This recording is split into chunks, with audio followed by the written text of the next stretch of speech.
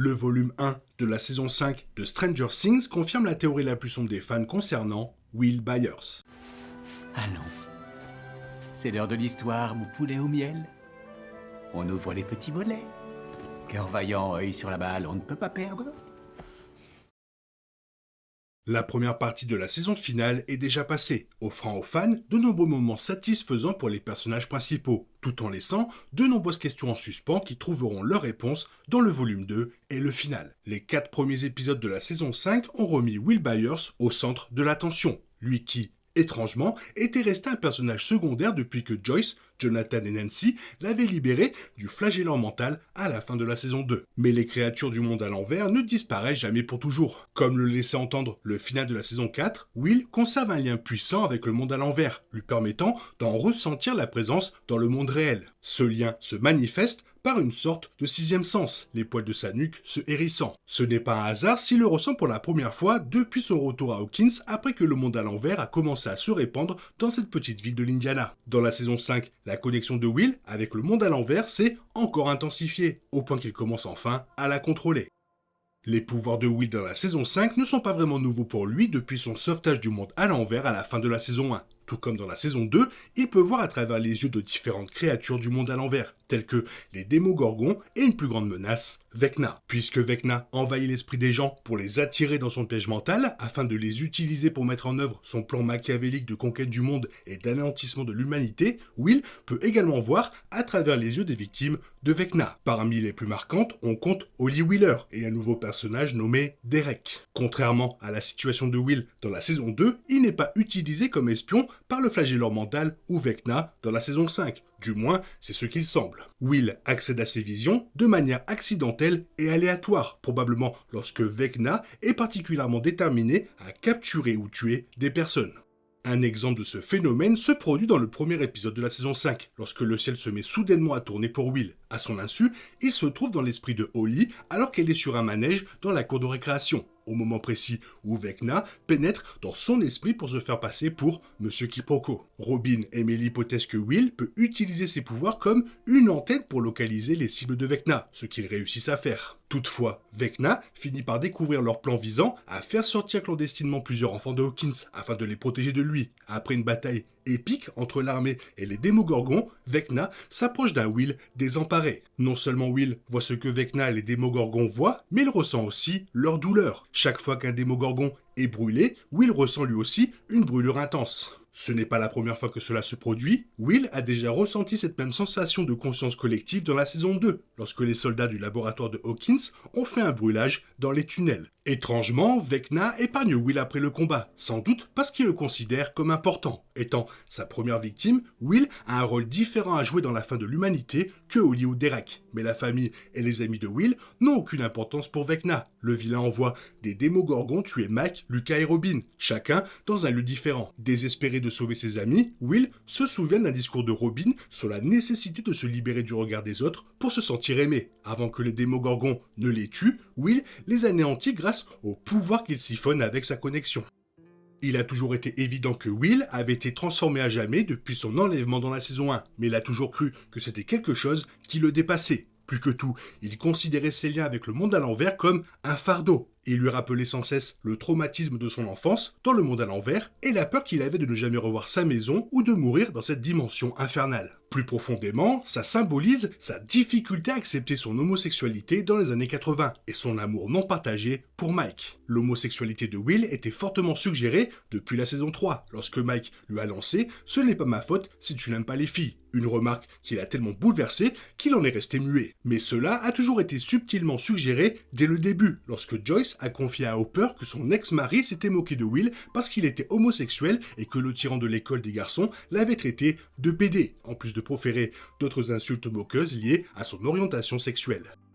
La saison 4 a exploré plus en profondeur le béguin de Will pour Mike et sa douleur de savoir que cet amour ne sera jamais réciproque. Noah Schnapp, l'acteur qui interprète Will, a également confirmé l'homosexualité de son personnage, tout en faisant lui-même son coming out. Bien que cela n'ait jamais été explicitement dit à l'écran, l'arc narratif de Will dans la saison 5 est centré sur sa quête d'acceptation de soi, sans honte. Il admire Robin pour sa franchise concernant son homosexualité auprès de Vicky et de ses amis, mais il est clair qu'il estime inutile d'en faire autant si la personne qu'il aime ne partage pas ses sentiments. Will craint d'être rejeté par ses pairs, les seules personnes qu'il ait jamais acceptées, mais Robin lui montre qu'il n'a pas besoin de l'approbation des autres pour être heureux. Cette prise de conscience suffit à Will pour libérer tout son potentiel et sauver ses amis, en particulier Mike. Car même si Mike ne partage jamais de sentiments amoureux avec Will, il reste son plus grand soutien et son meilleur ami. Et pour Will, c'est tout ce dont il a toujours eu besoin.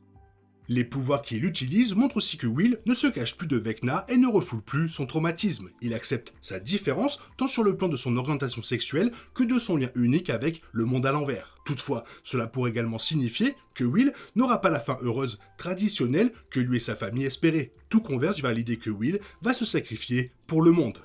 Les pouvoirs de Will ressemblent à ceux de 11, mais sont similaires à ceux de Vecna étant donné la connexion avec le monde à l'envers. Will peut contrôler les Démogorgons depuis n'importe où les créatures se trouvent, tel un maître de la conscience collective. Une théorie confirmée par l'acteur lui-même évoque une situation à la Harry Potter Voldemort. Will et Vecna se seraient entremêlés après l'enlèvement de Will, voire même avant, si la série explore plus en profondeur les raisons pour lesquelles Vecna l'a choisi. Tuer Vecna signifierait la mort de Will. C'est un obstacle auquel le groupe s'est retrouvé bloqué dans la saison 2, lorsque le flagelleur mental a pris possession de Will. S'il pouvait facilement extraire le flagelleur mental du corps de Will à ce moment-là, il y a fort à parier que Stranger Things n'utilisera pas la même stratégie cette fois-ci. Will devra peut-être sacrifier sa vie pour devenir le héros qu'il a toujours rêvé d'être et sauver le monde. Aussi triste que cela puisse paraître, ce sera peut-être une fin douce amère pour lui. Tout ce que Will voulait, c'était se sentir important et vivre une aventure palpitante avec ses amis. Dans ce scénario, Will a la liberté de choisir comment son histoire se termine. La mort de Will permettrait à de nombreux personnages de faire leur deuil. Will pourrait devenir un héros malgré ses différences et passer du statut de jeune homme marqué par sa disparition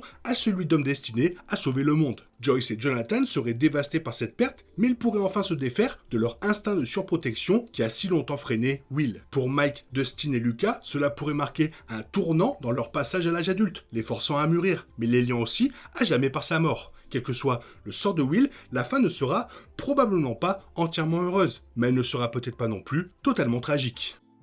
Pour terminer, voici une théorie farfelue qui veut que tout ce que nous avons vu dans la série soit le reflet de ses premières minutes. L'intégralité de la série n'était qu'une partie de Donjons et Dragons. La scène finale nous ramenant à Will et ses amis dans la cave, bouclant ainsi la boucle, pour le meilleur ou pour le pire. Si cela se confirme, la très décriée saison 8 de Game of Thrones passerait sans doute pour un jeu d'enfant. Si cela s'avérait vrai, le public serait sans aucun doute en émoi, mais une telle extravagance n'est pas sans précédent. Une série avait révélé qu'elle était entièrement née de l'imagination d'un jeune garçon. Certes, cela remonte à plusieurs décennies, mais on ne peut ignorer que certaines grandes séries télévisées ont déjà osé une fin aussi surprenante. Les Sopranos, c'est simplement terminé sur un écran noir. Mais les créateurs Matt et Rose Duffer, alias les frères Duffer, sont-ils vraiment si fous? Évidemment, c'est stressant de réfléchir à la façon de conclure une série, a expliqué Rose Duffer en interview. Heureusement, il y a 6 ou 7 ans, nous savions déjà au moins quelle serait la scène finale. Nous savions depuis le début comment se dérouleraient les 40 dernières minutes. Il est important de noter que Stranger Things a été initialement conçu comme une mini-série. Au départ, il n'était pas prévu qu'elle s'étende sur plusieurs saisons, mais le succès a été immédiat et nous voici aujourd'hui face à une franchise tentaculaire comprenant une pièce de théâtre, des produits dérivés et même